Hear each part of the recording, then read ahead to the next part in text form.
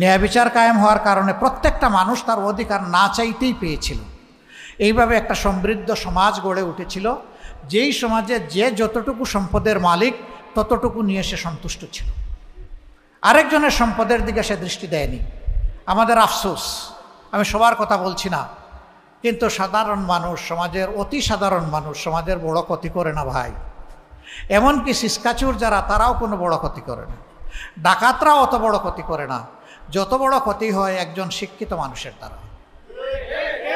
সকল শিক্ষিত মানুষ না, কিছু শিক্ষিত মানুষের দ্বারা, তাদের কলমের কুচায় জাতির কপাল এদিক থেকে ওদিকে ঢলে পড়ে। কেন? এটা ওই যে শিক্ষা ব্যবস্থা দুষ্ট হওয়ার কারণে। আমরা এমন শিক্ষা আমাদের সন্তানদের হাতে তুলে দিতে চাই, যেই শিক্ষায় তারা একদিকে মানবিক মানুষ হিসেবে গড়ে উঠবে, আর একদিকে দুনিয়ার সর্বোচ্চ একজন স্কিল